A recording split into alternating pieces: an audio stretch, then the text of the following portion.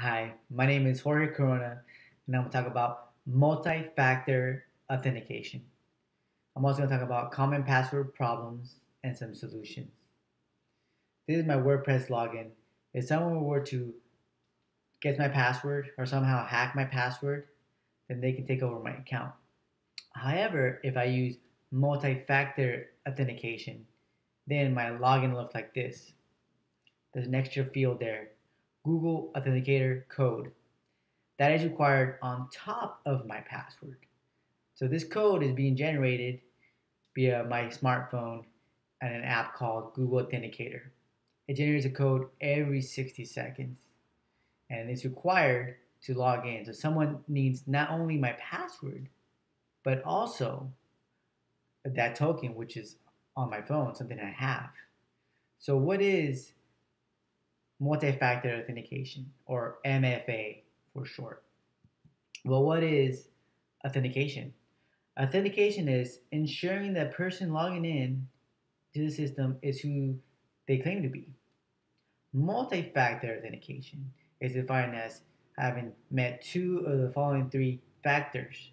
Those factors are knowledge factor, possessor factor, and inheritance factor, respectively, what you know, what you have, and what you are. So, what you know, those are things like username, password, PIN numbers. PIN numbers are common on Android operating systems to log in. Other things that are knowledge factors are challenge questions, or sometimes in the bank, you log in and you see a little image, and that's something you know. So this is actually two-factor authentication, or TFA. It's two factors because the first factor is username and password. Second factor is that image, and then the same factor, the knowledge factor. Because of that, it's two-factor. Multi-factor would be if it was a different factor, like a key, a possessive thing you have. So the second factor is a possessive thing, right? Your smartphone, smart card, token, RSA key. RSA key is pretty common to log in remotely to an enterprise VPN tunnel. Um, the tokens are becoming more and more popular. I have this small one called the YubiKey I use to authenticate. And obviously, the most common is a smartphone. Not necessarily the phone itself, but you know, uh, SMS going to the phone or an app in that phone. And last but not least, is biometrics, the third factor, inheritance factor. Your fingerprint, your iris. There's hardware associated to this, and I don't think it's the future of what things are going to come, but it's another factor you guys should be aware of. So if you have two out of the three factors, then this is what multi-factor authentication is. You have your password, then you have one of these factors, right? So who uses them? A lot of companies use them. And the last 2 years, since 2011, they started using them. Mostly because banks were required to use MFA starting in 2011. And so, as you can see, like Bank of America has two-factor authentication. They have a physical card, and they have a, SMS, another method. There's usually two methods here. There's something you might have physical or maybe SMS, but then there's something else. Because in case you lose your phone, you have a backup. So they can authenticate, see who you are. The most common out of all these is SMS, which is good because you have a smartphone or even a dumb phone is going to work for you. Now, I like Google. I want to tell you about Google a little bit. Google has a smart way of doing things. They have their two-way authentication method, which is you have your master password, then you have individual passwords for each service. Right? So if you have a smartphone on Gmail, that's one unique password. Gmail on your smartphone, in calendar on your smartphone, that's two passwords that are unique. So if someone would take your smartphone and try to use that login password for Gmail, it wouldn't work because it's unique to that, and you can remove that too. Another reason why I like Google is because they have an open standard for the token system, the Google Authenticator, and as you can see, websites are using them. Dropbox, WordPress using them, and so on. So just because you have two-factor authentication or TFA, MFA, does not mean you're going to use them equally. For instance, Facebook only uses two-factor authentication whenever it suspects of suspicious activity. Otherwise, you won't use it. Same thing with Yahoo Mail, which is not listed here. And we should be wary of, why are we using this? Why are we using two-factor of authentication? What was wrong with one factor or a password? So some common problems with password are that they're easily guessed, they're vulnerable to attack, and they're reused a lot. That little dog right there, a little Tinkerbell dog, that dog is a famous dog. It's Paris Hilton's dog's name, which happened to be her Twitter account password, and that's how she got hacked. They guessed it. So passwords that are easy to guess, they're in a dictionary, right? They're dates, places, kids' name, pets' names, and they're written down somewhere. Don't write things down. If you're gonna write it down, lock it up. Um, if they can't guess your password, then they're gonna try to attack you. Who's they? Anybody trying to attack your password? Hackers, people who want information from the company, etc. So one of the common attacks, or I guess very successful attack, is called the spear phishing. Spear phishing is a targeted attack to you from somebody you think you might know, from Bob, from Billy, from eBay. It looks legit, sounds legit, but it's not. It's fake. They're like, oh, click here to change your password, says the admin, and they take your password, or they want you to install something. They want to, get your password somehow, because they can't get it by guessing because you have a good password.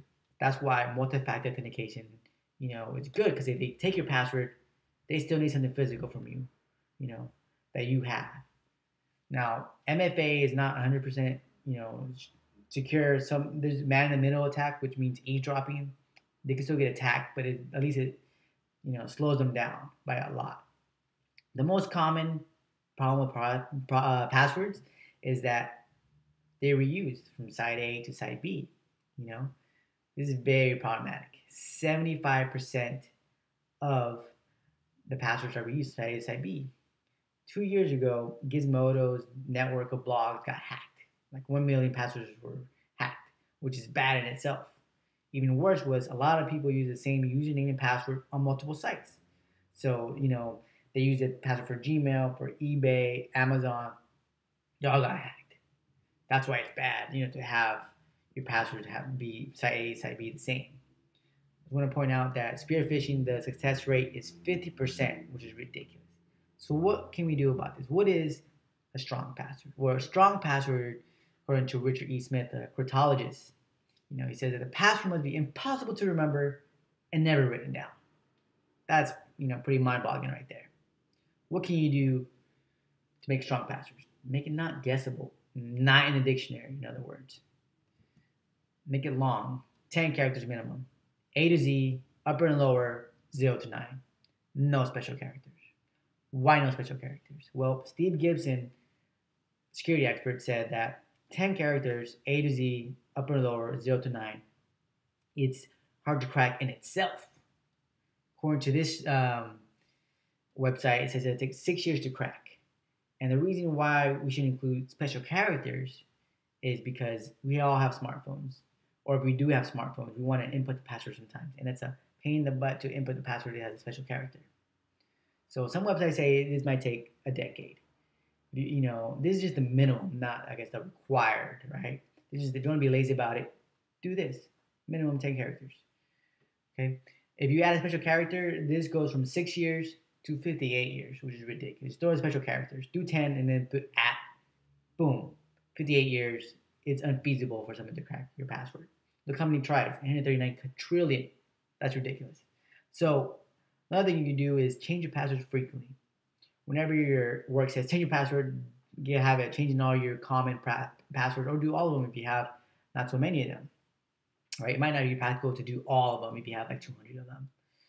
And make a password, unique per site. Don't have the same password on the same site. That's not good. And of course, don't write it down. Not only write it down, don't have a password file on your computer called passwords that is not locked or encrypted. Just don't do that.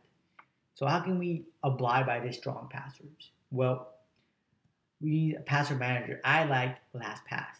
There's a couple out there.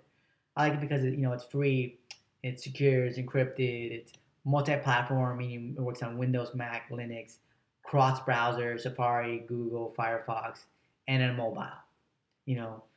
It's everywhere pretty much. and it's very legit. This is putting all your eggs in one basket, but it's one really nice, safe, secure basket. So the idea is you remember one strong, long password, right? And then the other passwords are not as strong, but you can manage them, and they are still strong. You know, they're still the minimum of 10 characters, but they're not as strong. And you throw in MFA in addition to managing your passwords, you're doing a great job. You know, you're safe from people trying to take your passwords. And LastPass does not store the key. All they do is give you the blob file or the encrypted file for you. And your computer is decrypted whenever you authenticate with the password and your MFA, which LastPass has. You can authenticate with a piece of paper, with a USB drive, with your finger, with the biometrics, with Google Authenticator. They do a really really good job at it. You know, so it's up to you guys to go ahead and be informed about this. But now you know what multi-factor authentication is. And here's some links which I want to post in the notes where you can go ahead and activate your multi-factor authentication. Thanks.